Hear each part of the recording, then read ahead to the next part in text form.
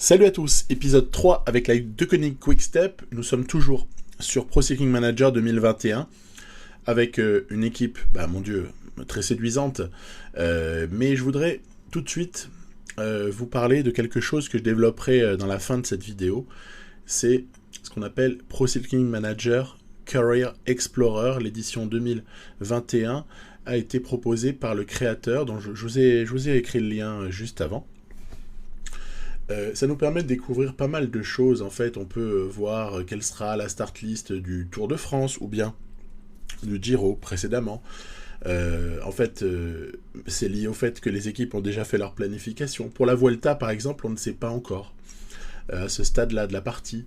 On sait également que sur Paris-Nice, voici les rapports de force. Vous voyez, c'est intéressant. C'est intéressant. Je vous le conseille vivement. Et puis vous verrez en fin de vidéo que ça peut aussi nous servir à autre chose. Voilà, j'en parlerai tout à l'heure. Donc, jusque-là, puisque cet épisode il est dédié à Paris-Nice et aux conclusions qu'on peut en tirer. Jusque-là, sur la première étape, c'est Cees Bol qui s'était imposé. On avait géré comme on avait pu un peu ces zones devant.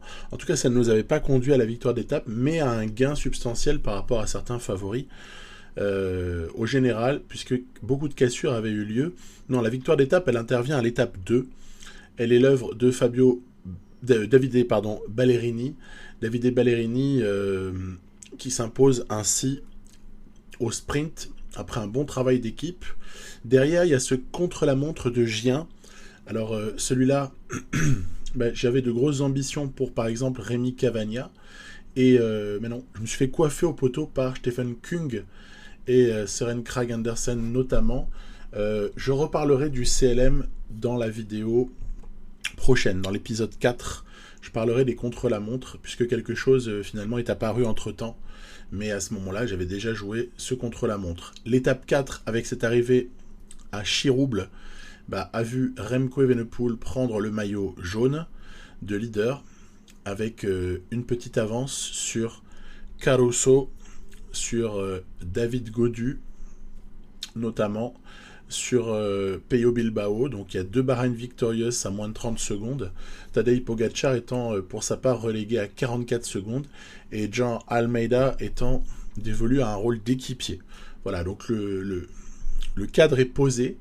Nous sommes donc à même de terminer ce Paris-Nice, étape 5, 6, 7, 8.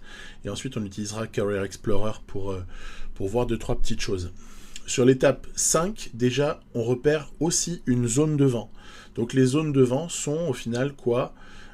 Sont des zones où vous allez voir que le vent est grosso modo multiplié par 2. Enfin, je ne sais pas si c'est le calcul qu'ils font, mais si vous avez 20 km/h de vent, vous allez avoir 40 environ sur la zone.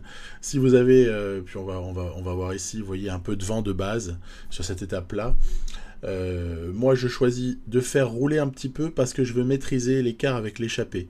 Donc, Sénéchal, Stibar, Cavagna sont par exemple chargés à faible intensité de nous maintenir l'écart avec les hommes de l'échappée. Comme ensuite, un peu plus tard, on a un peu de montage, on aborde bientôt la zone de vent. Là, je cale tout le monde dans la roue. On va peut-être essayer de faire un train pour voir de quelle façon est-ce qu'il y a moyen, je dirais, peut-être de faire quelques cassures. Vous voyez, le vent, ça y est, voilà, augmente considérablement. Alors, je ne sais pas si c'est x2 ou si c'est plus 20 km/h environ sur les zones de vent, mais en tout cas, c'est clair que de manière ciblée, on peut prévoir à quel endroit il va y avoir un vent qui peut provoquer un certain nombre de bordures. Regardez ici, par exemple, le peloton s'étire considérablement. Et on sait très bien dans ces cas-là que ça va casser. Ça va casser à un moment ou à un autre. Donc voilà, ça y est, ça a cassé. Il y a un groupe de 86, un autre, d'ailleurs il vient de se réduire parce qu'il y a une deuxième cassure qui s'est opérée, au sein de laquelle Masnada est piégé, mais ça n'est pas bien important puisque je ne joue pas le général pour Masnada. À la limite, s'il a du retard, ça me permettra d'avoir plus de marge de manœuvre. Et voilà, une explosion totale du peloton. 63 dans le groupe maillot jaune, et puis derrière, après, c'est advienne que pourra pour tous les autres. Il faut dire que l'ami Rémi Cavagna est à la manœuvre. Et c'est vrai que quand Rémi Cavagna roule fort, bah, il faut s'accrocher derrière. Voilà. Donc pour cette étape-là, j'avais envie d'exploiter toutes les capacités de roule de Cavagna. Vous avez Stybar dans la roue. On n'a pas abandonné l'idée. Sénéchal a presque fini son travail. Il avait une forme très négative. Donc c'était pas forcément le bon jour pour lui. Groenewegen, Ball et par exemple Caleb Ewan, entre autres, se sont mêlés au sprint intermédiaire qui est à moins de 20 km de l'arrivée. Non, ce qu'on ambitionne ici, puisque je n'ai pas consommé Ballerini, c'est comme sur l'étape 2, ce qu'on ambitionne ici, c'est d'essayer de faire à nouveau triompher notre sprinter italien en essayant de l'emmener convenablement. Remco n'hésite pas à mettre la main à la pâte. Tiens, c'est rigolo, petit clin d'œil. Je l'avais joué avant, mais c'est comme sur le Tour de Belgique l'autre jour, où Remco a aussi roulé pour son sprinter, le cave en l'occurrence, IRL. Puis après, derrière, hop, on va essayer de lancer à distance raisonnable pour, oui, encore une victoire pour Davide Ballerini. Cette fois-ci, il tape Iwan et Christophe. Groenewegen need solo. Voilà, donc je veux dire que les sprints, rien n'a vraiment changé, à savoir que le joueur humain, s'il fait le travail convenablement, va prendre ces sprints-là, y compris en extrême. Et sauf erreur légère de l'humain, il n'y a pas de... On s'impose sans coup férir, même avec un sprinter, je dirais, qui est en valeur intrinsèque inférieure au plus gros sprinter du plateau. Ça induira certaines réflexions au moment de renouveler l'effectif, puisque Sam Bennett est en fin de contrat, il prend beaucoup d'argent, ce qui est légitime vu son statut. Mais avons-nous vraiment besoin de Sam Bennett pour nous imposer sur les sprints ? Eh bien écoutez, on en reparlera à l'épisode 4 sur Tirreno, puisque Bennett avec Alaphilippe et consorts sont sur Tirreno Adriatico, pendant que tout le petit monde qu'on a sous les yeux s'occupe de Paris-Nice. Étape 6 qui démarre à Brignoles, qui arrive à Biot. Donc là, on est dans une région que je connais un petit peu mieux. C'est assez vallonné, hein. Cette étape 6 c'est assez vallonné. Elle pourrait, je dirais de manière assez traditionnelle, bénéficier à une échappée, éventuellement, mais faut-il que les grosses équipes l'acceptent ? Est-ce le cas ? C'est ce qu'on verra. On sait que il y a plusieurs équipes qui ont intérêt à rouler ici. Il y a évidemment la Bahrain Victorious de Caruso et Bilbao, puisqu'ils peuvent encore avoir des ambitions au général. D'ailleurs, on en aperçoit un qui roule. On a également le team UAE, qui à des moments peut se réveiller. Il y a Matteo Trentin, il y a Alexander Christophe, notamment présent ici. Ils peuvent à des moments avoir aussi envie de rouler pour essayer de faire un écrémage en faveur de Tadej Pogačar. La Groupama FDJ est éventuellement amenée à rouler, elle aussi, a un intérêt, puisque David Gaudu, c'est une arrivée qui peut-être est favorable à notre cher David Gaudu national, que cette arrivée à Biot. Donc voilà, il y a quelques équipes qui ont intérêt à rouler, ce qui fait que je n'ai pas besoin de m'en mêler trop. Mais sans cela, j'aurais roulé, bien évidemment, hein, puisque il y avait surtout pas à laisser partir sur cette étape-là, étant donné que je n'ai mis personne dans l'échappée. Puisqu'on a le maillot jaune, je me suis dit, allez, par souci de petit réalisme, faut que je cesse un petit peu d'envoyer des types en échappée lorsque j'ai le maillot jaune dans l'équipe, hein. C'est un peu plus propre de ne pas le faire, on va dire. Voilà. Sinon, on pourrait aussi avoir envoyé Masnada et on aurait peut-être pu aller gagner l'étape, hein, mais voilà. Donc, j'essaie de le jouer comme ceci. Il se trouve que sur l'accélération, par contre, là, qu'on fournit sur la toute fin, il y a pas mal de gens qui vont exploser. L'étape est difficile, hein. Il y a eu pas mal de up and downs, hein, et ici, vous voyez, on peut même accepter de provoquer la cassure pour Cavagna, Evenepoel et Stybar. Donc évidemment, dans ces cas-là, Evenepoel boit du petit lait, et Stybar et Cavagna peuvent se mettre minables pour essayer de mettre Evenepoel dans les meilleures conditions, à voir un petit peu on a rejoint les rescapés de l'échappée, à voir qu'est-ce qui peut être la réaction derrière. Vous voyez par exemple le deuxième du général Caruso a fait tout ce qu'il pouvait pour essayer de raccrocher, voilà, hop, ça y est, l'échappée. Du coup, derrière, ça a suivi, Gaudu, Pogacar, Kwiatkowski est quand même assez présent aussi sur cette course, ça fait plaisir. Coureur que j'apprécie particulièrement, un ancien d'ailleurs de chez Quick-Step. Voilà, ben on roule, hein, on roule. On voit qu'il ne reste pas grand-chose avant l'arrivée. On va donc essayer de se mettre en ordre de marche pour aller se positionner. Attention, la chasse à la bonif, ça peut être important. Ne pas concéder d'écart également sur la ligne, des petites 6-8 secondes là qui pourraient nous faire pas mal de mal. Et donc Almeida derrière Masnada, voilà, on va lancer Almeida et on va demander à Remco dans la foulée d'aller sprinter. Ça va se jouer à très très peu. Regardez, David Gaudu a priori semble voilà en mesure de franchir la ligne en premier. C'est Marc Hirschi qui vole la bonif à Tadej Pogacar. Oui, Marc Hirschi est présent. On en reparle en fin d'épisode.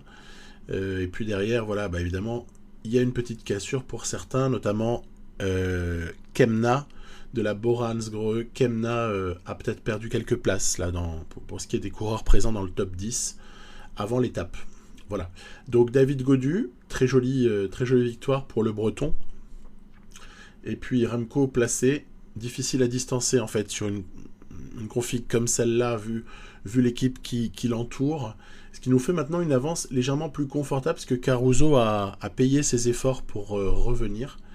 Il a payé ses efforts, donc on a une petite avance pour l'ami Remco Evenepoel qui se monte à 30 secondes environ après cette étape-là. Et là, c'est l'étape Rennes. Étape 7, l'étape Rennes. Donc, comment dire, arriver au sommet à la Colmiane avec des difficultés relativement raisonnables pour arriver jusqu'au pied de la Colmiane. Donc on n'est pas très inquiet. Surtout que Remco, il est sous pic de forme. Hein. Donc là, il prend un plus 4 qui nous paraît limite mérité en fait. Limite mérité. Almeida, cela dit, Almeida, on n'a pas de chance avec lui puisqu'il prend 0. Bon, voilà. Grosso modo, ça s'équilibre toujours, ces trucs-là. Et la chance d'un jour et peut-être la malchance du lendemain. Hein. C'est comme ça. En tout cas, ici, on ambitionne quoi ? D'essayer de contenir Pogacar, parce que on se doute bien que le 84 en montagne de Tadej Pogacar pourrait nous faire hyper mal sur cette étape-là, parce que Remco, de base, il a 77 de notes de montagne, il a pris un bonus du jour, donc ok. Puis surtout, je serre les fesses à chaque fois qu'on a une descente, parce que on n'est pas sans savoir ce qui est arrivé IRL au malheureux Evenepoel, déjà sur le Tour de Lombardie 2020, donc le 15 août dernier, et également sur le Giro récemment, où le pauvre a chuté à nouveau. C'est, je crois, une chute dans laquelle Ciccone était également victime. Et puis en plus, il avait quitté le Giro dans la foulée. N'était-ce pas un petit peu tôt, remarqué, pour reprendre sur un grand tour après une si longue absence? Mais en tout cas, voilà, il y a cette chute en Lombardie qui avait été assez sensationnelle, au sens où elle avait fait sensation, juste. Je la trouve pas exceptionnelle, ne vous méprenez pas. Au contraire, j'ai eu très très peur pour lui, en fait, ce jour-là. Rassuré ensuite, et puis donc, dès qu'il y a une descente, on a peur. Alors là, ça va, on a passé l'écueil des descentes, mais on n'est même pas à l'abri sur l'étape 8 de se prendre une chute avec le 63 en note de descente de Remco. C'est pas évident. Toutefois, là, nous sommes dans le début de l'ascension de la Colmiane. Les équipiers ont fait leur job. Sénéchal a déjà lâché. Cavagna est en train de le faire. Pour Stibar, il n'y en a plus pour longtemps. Pour ce qui est de Davide Ballerini, c'est plus ou moins terminé. Voilà, il va rentrer paisiblement, si l'on peut dire, en parlant de cette ascension. Il n'y a rien de paisible dans la Colmiane. Et donc, on se retrouve avec Masnada, qui va pouvoir protéger Remco, et je garde Almeida dans la roue quand même, parce que ce sera mon dernier soutien. Vous voyez par exemple ici que c'est Caruso qui a lancé les premières hostilités. On aura noté, je parlais d'autre chose, mais que Bilbao s'était beaucoup consommé précédemment pour faire rentrer sur l'échappée, et pour mener ce groupe-là, ce qui était à mon sens une erreur stratégique, puisque du coup ça voulait dire que Bahrain Victorious ne misait plus que sur Caruso, puisqu'elle a sacrifié Bilbao auparavant. On joue un petit peu au chat à la souris ici, puisque à la limite Kwiatkowski qui part, ouais bof, ça me dérange moins que si c'est Pogačar bien sûr, parce que je ne veux surtout pas rater le départ de Pogačar. Il va falloir lui coller au basque, au Slovène. Voilà, allons-y. Allez, on ne se laisse pas surprendre. Parce que, alors, une petite différence de gameplay par rapport à Pro Cycling Manager, je dirais pas 20, je dirais 19. C'est que si vous laissez partir un peu trop les types les plus forts, vous les revoyez jamais. Il faut donc essayer de ne jamais concéder un écart trop important et pas hésiter à rouler, je dirais, au moment, même sur une moitié un milieu de col, quoi. Faut pas hésiter à rouler à ce moment-là pour surtout ne rien concéder, ou en tout cas concéder le minimum, puisqu'après, comment ça termine? Ça termine souvent fringale contre fringale. Et c'est la raison pour laquelle, ici même, voilà, regardez, attention, il réattaque le Slovène. Donc Pogačar dangereux, hein. Il faut faire attention à lui. Il a les moyens, peut-être qu'on ne le revoit jamais là, hein, à ce stade-là. Hein. C'est très très difficile. Nous avons toutefois Almeida pour nous aider. Et ça, c'est quand même un gros soutien que la présence d'Almeida aux côtés de Remco. Voilà, on a recollé. Et là, je vais me caler dans la roue de Pogačar parce qu'il reste un peu plus d'1 kilomètre. Il reste vraiment plus grand-chose. L'ascension est presque terminée. Chavez ne semble pas en mesure d'emporter cette étape-là. En revanche, ça commence à sprinter. Almeida n'en peut plus. Et dans les tout derniers hectomètres, dans les toutes dernières dizaines de mètres, on va comme ça sortir de la route Pogačar et lui damer le pion. En effet, le Slovène avait tout donné à ce moment-là. Et on se retrouve avec de gros écarts au sommet, bien sûr. Chavez, Almeida ont fait 3 et 4, mais derrière, Gaudu concède du temps, Caruso également, Kwiatkowski également, Guillaume Martin aussi. Voilà, donc ça nous fait un bel écrémage quand même sur cette ascension de la Colmiane. Masnada qui arrive avec Kemna. Et donc, le fait de ce Paris-Nice, c'est Remco Evenepoel qui s'impose au sommet. C'est une deuxième victoire d'étape, à chaque fois au sommet, après celle à Chirouble.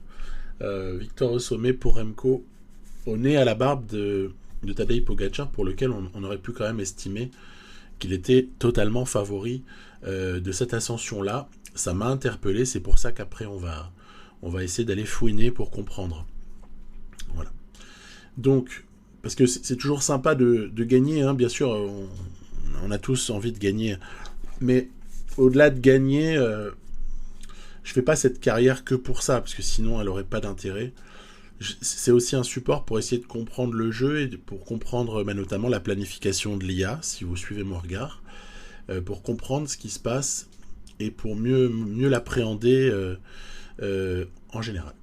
L'étape suivante, la 8, la dernière, n'arrive pas à Nice, puisqu'elle a été adaptée à ce qui s'est passé dans la réalité, puisqu'on a des préfets en France qui prennent des décisions qui font plaisir à tout le monde, n'est-ce pas, voire Paris-Roubaix. Donc, comme on a eu cette modification d'étape quasiment au dernier moment, hein, ASO a été obligé de s'adapter, et on a l'étape en question ici que l'on peut jouer. C'est sur un petit circuit. Hein, finalement, on va faire 3 fois le même enchaînement. Et donc, je vous parlais des descentes. Vous parlez des descentes, la note de Remco. Donc c'est vrai que je suis très très vigilant. Après, je peux pas faire grand chose. S'il tombe, il tombe. Mais au moins, on lève les protections dès que ça descend.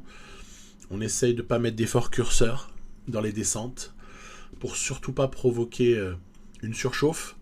Et puis devant, j'ai demandé à Sénéchal et Cavagna de rouler pendant un petit moment pour essayer là encore de maîtriser l'échappée. Donc pour se donner une petite chance de victoire d'étape, parce que j'ai des mecs à nourrir, moi. Hein. C'est bien gentil, Ballerini qui s'est sucré 2 étapes, Evenepoel également. Mais si on peut faire croquer quelqu'un, on va pas s'en priver. Hein. Je pense par exemple à Almeida ou à Masnada. Hein, donc, même si Almeida, à la limite, je sais que je vais lui remonter son moral probablement sur le Tour de Catalogne, où il sera aligné seul leader. Mais par contre, pour ce qui est par exemple de Masnada, ben, toute opportunité doit être convertie. Dès lors que le classement général ne nécessite plus de faire trop attention aux bonifications par exemple. Donc Evenepoel doit juste se contenter de suivre Pogacar. D'ailleurs on voit que le team UAE fait un bon boulot, ainsi que d'autres équipes. Oh là là, le beau départ de Kwiatkowski ici dans le final de l'étape. Sera suffisant? On voit Jan Polank et d'autres qui essayent de rattraper, mais je n'ai pas trop confiance. Je préfère envoyer Cavagna, ne pas hésiter à laisser bosser quand même d'autres équipes dès lors qu'elles sont à même de prendre les relais. On le voit hein, quand l'IA est capable de rebeller ou pas. Hein. Et donc là, avec Masnada, j'essaie de prendre la roue de Caruso. Caruso fait un super Paris-Nice. Hein. Il y a vraiment super boulot pour Damiano Caruso. Et bah, écoutez, il va aller jusqu'au bout. Il va prendre cette étape-là magnifiquement. Devant Masnada et Søren Kragh Andersen, ce qui prive Pogacar de bonif. De toute façon, Evenepoel était dans sa roue. Donc on a sécurisé notre classement général ici, sur cette étape 8 de Paris-Nice. Donc voilà. Ouais, par exemple, je pense que les Bahreïn Victorious étaient bien préparés. Ce qui n'est peut-être pas le cas de tout le monde. On va en parler juste après. Voilà, donc Damiano Caruso s'impose là. Merci. Oui, je comprends pas que Marc Hirschi prenne pas cette étape-là, quoi. Punaise. Elle était pour lui, franchement. Il y a plein de choses à ce moment-là. Je me dis, ok, c'est cool de gagner, machin, mais c'est limite pas normal. Faut gagner un peu moins normalement, mais bon, bref. Voilà. Le maillot par points également pour Remco. Donc jaune et vert pour notre Belge et blanc. Bah tiens, allez, pour faire bonne mesure. Et donc, bah écoutez, ce que je vous propose maintenant pour terminer cette vidéo, c'est d'essayer d'utiliser le logiciel dont je vous parlais en début de vidéo précisément, pour essayer de fouiner.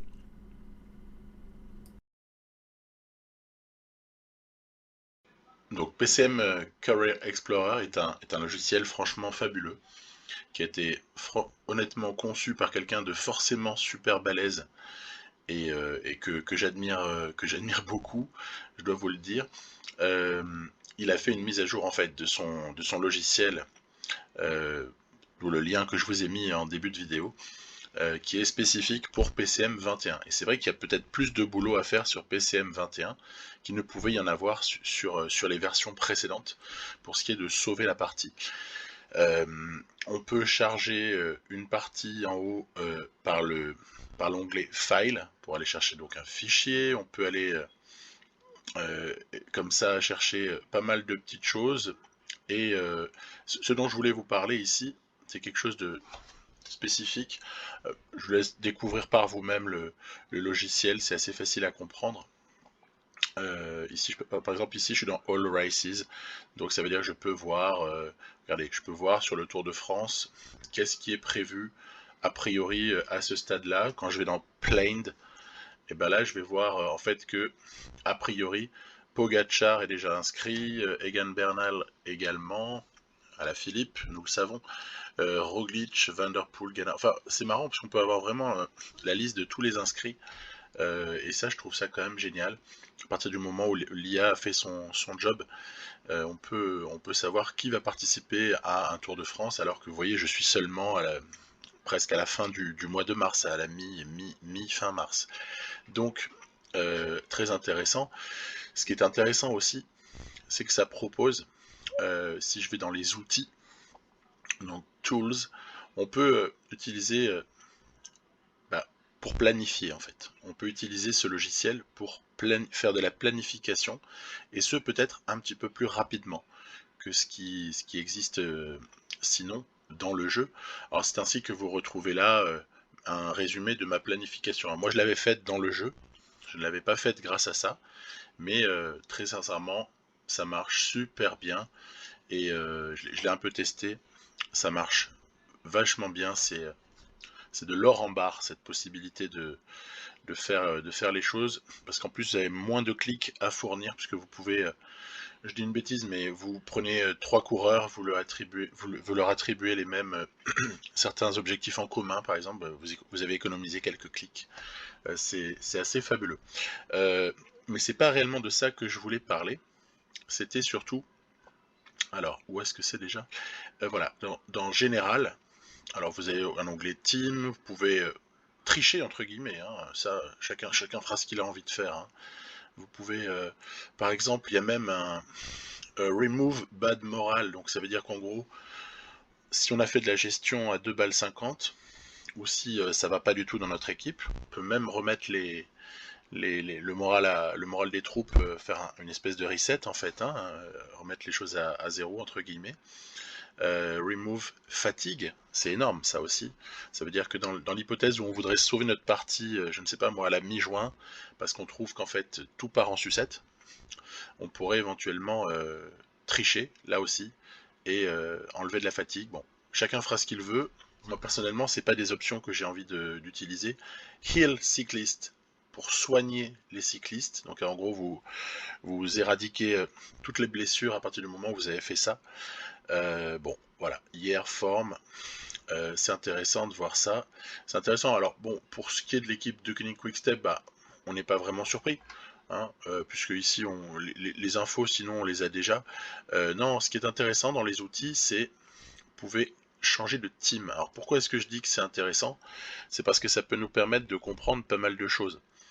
De comprendre quoi? Regardez, bah, par exemple quelque chose qui vient de se passer dans la partie dont je viens de vous parler. Si je change de team et que je vais du côté de UAE au hasard, on va faire ça, voilà, et on va pouvoir par exemple, voilà, allez, je fais All Races, je reprends, du coup je vais aller dans Home, voilà, dans Cyclist, All Cyclist, voilà, hop, vous voyez j'ai switché, je suis passé en contrôle, pardon. J'ai maintenant la team UAE sous mon contrôle. Et si je vais par exemple chercher, je ne sais pas moi, à planifier les choses, ben on va se rendre compte que il y a possibilité maintenant de faire tout, mais pour le team UAE. Donc, attends, que je me souvienne bien, on va par exemple planner, voilà, objectif planner, et on va ainsi pouvoir attribuer des objectifs, comme je vous le disais juste avant. Mais c'est pas tellement ça qui m'intéresse. Donc voilà, on a changé d'équipe, on est en cours de saison, mais surtout, pourquoi faire? Pourquoi est-ce que je vous montre ça? Plus malins l'auront déjà compris, et puis on va en parler tout de suite dans le jeu. Alors donc juste après, j'ai chargé la partie donc qui vient d'être modifiée, hein, où cette fois-ci l'équipe qui est contrôlée n'est plus la de Koenig Quickstep mais le team UAE. Alors ce qu'on observera, c'est que les objectifs, voilà, ont bien été établis, c'est-à-dire qu'en gros on récupère le planning qui avait été déjà commencé par l'IA, donc ça c'est intéressant.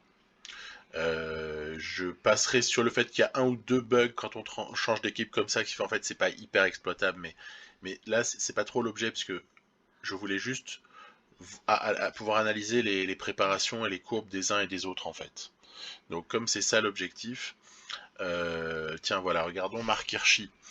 Marc Hirschi, il avait Paris-Nice comme objectif. Vous voyez d'ailleurs, il y avait une zone ici à 100 qui était prévue, il y avait assez probablement un pic. On va regarder l'ami Marc, voilà. Donc ça c'était pour Marc Hirschi. On avait également Yann Polanc, on voit, hein, qui était sur l'objectif Paris-Nice, mais en fait Pogacar n'y était pas. Pogacar, lui, ses objectifs, bah, vous voyez, c'est un truc un peu plus porté sur les Ardennaises, Ardennaises, Tour de France, et puis après l'ITT du championnat d'Europe, plus le Tour de Lombardie, ce qui fait donc des zones cibles qu'on connaît en fait, hein, on commence un peu à s'habituer à toutes ces choses-là, mais surtout ça nous explique un petit peu aussi pourquoi sur Paris-Nice, l'ami Pogacar n'a peut-être pas été préparé pour la gagne, hein. Donc ça doit relativiser aussi ce que je viens de vous montrer, à savoir une victoire de Remco sur Pogacar. Après, attention, il est à 91%, il termine à 92% de prépa, son Paris-Nice. Donc c'est impactant quand même, hein, puisqu'il n'a pas déjà le bonus +1 à cause du fait que sa courbe est inférieure à 95. Vous voyez, c'est intéressant aussi d'observer les courbes de fatigue. Il avait entamé Paris-Nice avec 8 points de fatigue, il termine avec 22 points. Donc manifestement, plus 14 quand même. Hein. Le plus 14 pour une semaine de Paris-Nice comme ça, c'est assez intéressant. On remarquera également que sur la semaine de Paris-Nice toujours, Marc Hirschi, lui aussi, il a fait plus 14. Vous voyez, plus 14 de fatigue sur les 8 jours de course proposés. Y a comme ça des petites informations aussi. Je voudrais insister sur un truc, c'est que dès qu'on est au-dessus de 30 points de fatigue, alors vous voyez par exemple là il était déjà à 33 la semaine du 26 février, Marc Hirschi. Dès que vous êtes au-dessus de 30 points de fatigue, vous avez un malus déjà sur votre forme. C'est-à-dire qu'ici par exemple déjà on avait la forme à 98 alors que le niveau de préparation était à 99. Donc c'est-à-dire qu'en gros avec 33 de fatigue, déjà on était à -1. Et on peut observer qu'avec 36 de fatigue, on est déjà aussi avec un malus intéressant, on est à un malus de -2, vous voyez. Et à 50, là ça commence déjà à faire très mal en fait. 50 de fatigue, ça va déjà impacter très fortement, puisque vous voyez, sur un niveau de préparation qui est 99, vous allez tomber sur une forme à 93, c'est-à-dire qu'en gros, vous avez tout gâché votre bonne préparation. Donc très intéressant, puisque ça prouve un truc, c'est que les courbes de fatigue, elles ont vachement évolué sur PCM 21, c'est plus du tout les mêmes types de courbes. Ils avaient communiqué sur ça, hein, donc ça, le fait que la fatigue et la fraîcheur impactent différemment, ça c'était un truc qui avait été dit. Si on regarde un petit peu, juste une remarque, la zone vert clair ici, quand vous faites afficher les courbes, elle signifie qu'il y avait une zone cible 100% qui était sur cette période de 2 semaines. Contrairement par exemple à Alexander Kristoff, qui était aligné sur Paris-Nice, mais qui n'avait pas de forme cible 100 sur ce secteur-là. On notera également l'explosion de fatigue, vous voyez, 24-38, donc il semblerait que ça soit une règle, hein. En tout cas ça y ressemble. Le petit plus 14 là sur Paris-Nice, quelque chose qu'on va peut-être retrouver chez d'autres. Le fait d'être arrivé à 38 points de fatigue, regardez l'impact, il est assez terrible, -3 déjà. Donc j'ose à peine imaginer si cette courbe de fatigue monte au-dessus de 50, de quelle manière est-ce que les coureurs pourraient en être impactés. Et donc c'est ça qui nourrit quelques inquiétudes pour moi, c'est que j'ai bien peur qu'en fin de saison on se retrouve avec des malus considérables. Bon, ça demandera à être vérifié, hein. Peut-être que certains d'entre vous ont déjà simulé, ont déjà été très très loin et peuvent nous dire ce genre de choses. Ici, tiens, Trentin, plus 13, la fatigue occasionnée par Paris-Nice. Il est arrivé à 37 points, ce qui lui a donné un malus de -3, etc., etc. Donc voilà, je voulais juste montrer ça, parce que c'est déjà intéressant de pouvoir regarder la manière dont l'IA est organisée, parce que ça nous permet en fait de comprendre peut-être des choses.